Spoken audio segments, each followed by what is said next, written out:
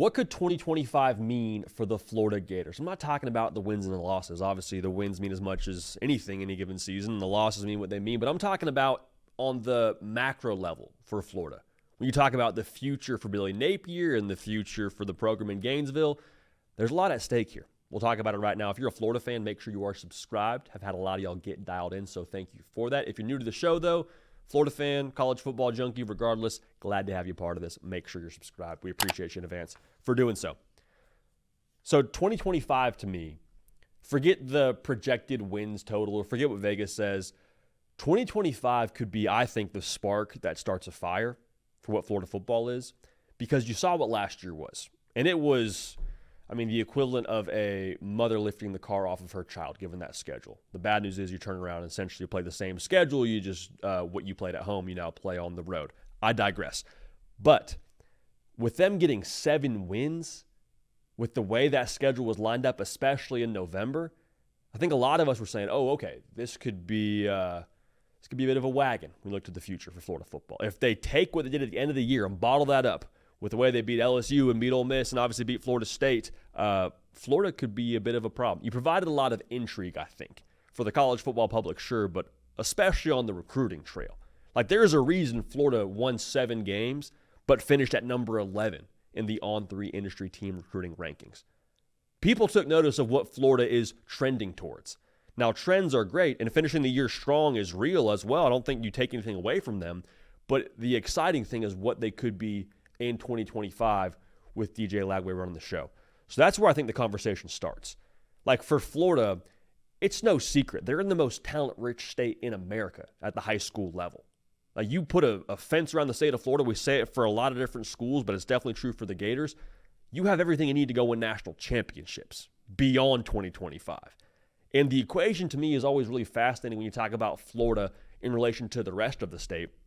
Because you got Miami, you got Florida State, and they've been up and down the last couple of seasons. Miami obviously trending up. Florida State fell off the face of the earth this past season after going undefeated a year ago. But Florida, the differentiating factor is they are the school with the conference logo patch on their jersey that generates the most NFL draft picks. Translation, if I'm a high 4-star, 5-star, if I want to play in the NFL, I want to probably go play in the SEC. And if I get to stay home and play at Florida, that makes all the sense in the world. So the reason why they haven't had this success on the field to that degree, I believe, is a lot of what you talk about with Florida and how they've acquired talent. I don't think that's going to be the case here going forward, especially with this recruiting class they just landed, and especially with if they're able to go win a higher percentage of their games in 2025. And it feels in a lot of ways like there's a ton of opportunity in this state just in general. Like Florida State, I mentioned their fall from grace last season, only winning 2 football games. There's a bit of a question mark there, to put it nicely. We don't know what Florida State's going to be. I'd be surprised if they bounced back and they were among the elites in 2025. Miami, I mentioned the trend. I still believe in Miami. They got some questions they got to answer. They got to fix that defense.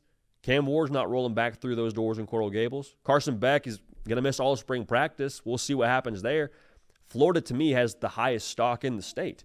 And so it's great to have a high stock going into the season. It's all about cashing in. And cashing in, to me, would look like winning 9 football games. Like, 8 is great. 8 is encouraging.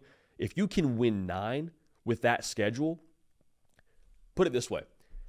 If Florida wins 9 games, I think they're a college football playoff team. Now, some of that is just impossible to account for what's going on across the rest of the country.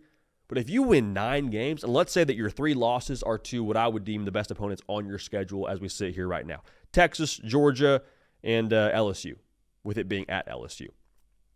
If they're just respectable games and respectable losses, you don't plan to lose a game, but are we really sitting here and telling ourselves that Florida isn't one of the best 12 teams in America? Are we seriously having that discussion? I don't think so. And to backtrack it from what we said about recruiting, if they win 9 football games, you just won 7 and we're flirting with the top 10 class. How high are they finishing in the recruiting rankings on signing day if they win 9 games and they are in the argument to be in the college football playoff? Also, what would that mean in terms of what Florida did on the field? In terms of how the product looked. Yes, you won 9 games. You probably won 9 games because DJ Lagway did a lot of what you saw at the end of 2024, and he balled out in 2025. Well, what would that mean for the discussion around Billy Napier? Well, obviously, you win 9 games. There shouldn't be any discussion around his future in Gainesville. a lot of security for recruits that, okay, if I commit to Billy Napier, I have confidence he's going to be there for at least the next couple of seasons. But think about what that means for how DJ Lagway was developed and elevated under Billy Napier. A lot of people got takes. We're one of those people that have takes, which we're grateful to do that for a job. A lot of people specifically have takes on Billy Napier and his offensive acumen.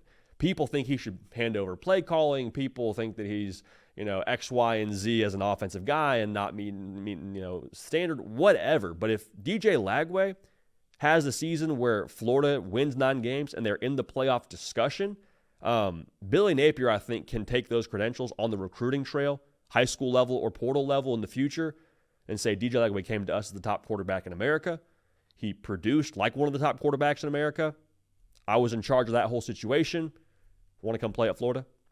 That's a nice pitch to make in any living room, especially at the most important position in all of college football, much less sports. So in a lot of ways now, you look to what Florida can be in 2025, and just what I mentioned, the momentum, the inertia, the progress from 2024 based on the previous season with DJ Lagway at quarterback, there's a lot to be excited about. And we say this for a couple of different places, like USC, we say this because of the talent in the state of California. I think you say this about Texas, could probably say this about A&M. You got what you need in your backyard if you're Florida. And when you have what you need in your backyard and you have the resources to go and attract what you need that's in your backyard, things can change pretty quickly. Like Florida doesn't have to look down the barrel of like this 3 to 4 year, climbing up a mountain kind of rebuild. I understand the last couple of years haven't gone how you would like them to, but things can change pretty quickly when you got that Florida logo with the SEC patch and you got the resources behind you. One more thing I'll say. I just mentioned the resources. I don't doubt that Florida is in a good spot when it comes to NIL and when it comes to everything else you need to attract talent. I hear that. But if Florida were to go and be in that 9-win discussion in 2025, does that not just bust the floodgates wide open for anyone that was maybe on the fence about what they saw last year from Napier, or they're not 100% sure about the future of Florida football? Anyone who was on the opposite side of the fence that was maybe going to give money to Florida, I think you're opening up your checkbook and you're stroking a few zeros. That's my opinion. Because you have confidence now, when I give money to what's happening in that building, I know that money is going to a good purpose. I know that I'm actually giving money to people that will have it go to the right place and get us the product that we want to have. So, not to blow it out of proportion, 2025 is the year where Florida can turn the entire tide. They can change what they are on the recruiting trail. They've already had some success doing that here lately. They can change how they're perceived in the minds of college football public, and more importantly, people that have money moves to make around Florida that might potentially help you boost your roster in the future. And also Billy Napier being able to talk about quarterback development for a DJ Lagway.